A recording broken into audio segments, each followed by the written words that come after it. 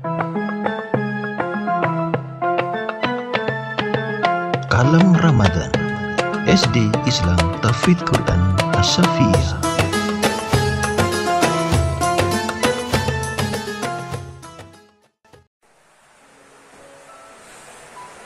Bismillahirrahmanirrahim.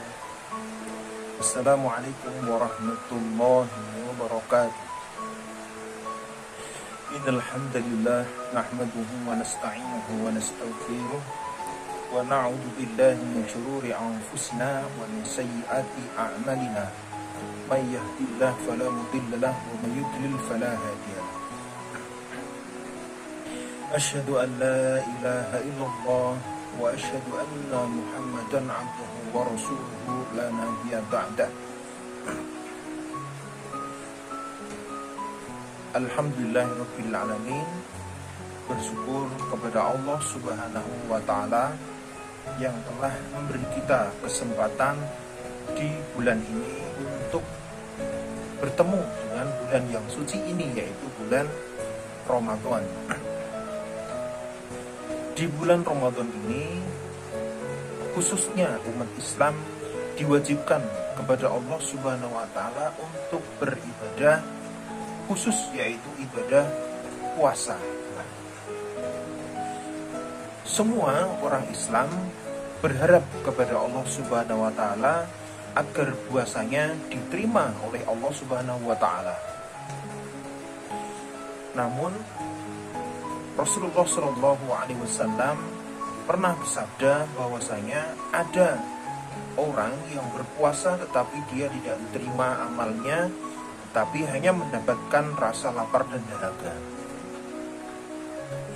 Qala Rasulullah Shallallahu Alaihi Wasallam, rubba sha'imin hadduhu min siyamihil ju' wal 'atas. Betapa banyak orang yang berpuasa namun dia tidak mendapatkan dari puasanya tersebut kecuali rasa lapar dan dahaga. Hadis riwayat At-Tabrani. Di dalam hadis tersebut tentu memberikan seluruh umat Islam untuk berhati-hati dalam melaksanakan puasa. Karena jika tidak berhati-hati maka puasanya tidak diterima oleh Allah, namun hanya mendapatkan lapar dan dahaga. Ada 3 hal yang harus diperhatikan agar puasa kita diterima oleh Allah Subhanahu wa taala insyaallah. Yang pertama yaitu tidak berkata zur. Zur itu dusta. Jadi tidak boleh bagi orang yang berpuasa untuk berkata dusta. Rasulullah Shallallahu Alaihi Wasallam bersabda, "Man lam yada'u qawla zur wal 'amala bihi falaysa lillah hajatun fi an yada'a ta'amahu wa syarabahu." Yang artinya ialah barang siapa yang tidak meninggalkan perkataan dusta malah mengamalkannya, maka Allah tidak butuh dari rasa lapar dan haus yang dia tahan. Maka dari itu, orang yang berpuasa dilarang berkata dusta. Yang kedua, yaitu berkata sia-sia dan berkata tidak baik. Itu perlu kita hindari. Karena berkata sia-sia dan berkata yang tidak baik itu merusak amal puasa. Diriwayatkan oleh Rasulullah yang artinya ialah puasa bukanlah hanya menahan makan dan minum saja, akan tetapi puasa adalah dengan menahan diri dari perkataan laug dan rofas. Apabila ada seseorang yang mencelamu atau berbuat usil kepadamu, maka katakanlah, aku puasa, aku puasa. Nah, jika ada teman atau siapapun mengajak berkata sia-sia atau berkata yang tidak baik, maka perlu sekali kita hindari. Supaya apa? Supaya puasa kita diterima oleh Allah Subhanahu wa ta'ala. Dan yang ketiga, menghindari perbuatan maksiat kepada Allah Subhanahu wa ta'ala. Qala Allah Ta'ala,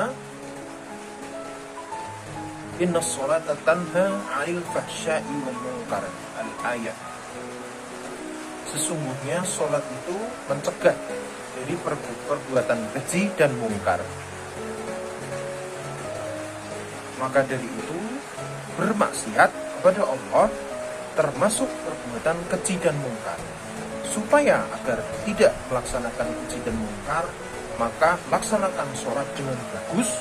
Maka itu menuntun kita supaya pahala kita, puasa kita, ibadah-ibadah Ramadan kita diterima insyaallah oleh Allah Subhanahu wa Ta'ala. Baik, dalam rangkuman kali ini terdapat 3 hal yang harus kita hindari supaya puasa kita diterima oleh Allah Subhanahu wa Ta'ala. Yang pertama yaitu tidak berkata bohong kepada siapapun. Yang kedua, tidak berkata sia-sia atau yang tidak baik.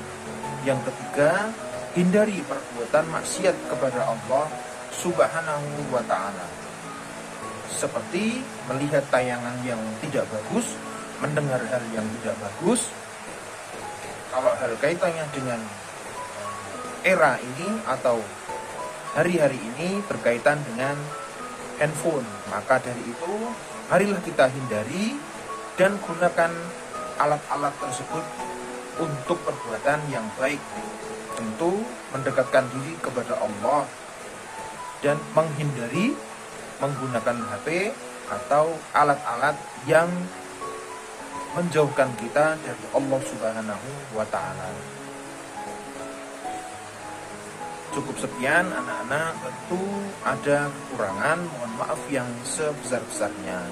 Akhirul kalam, afan ini, khotbaan ini, syukran kasiran ilaikum, illahi taufiq wal hidayah, wassalamualaikum warahmatullahi wabarakatuh.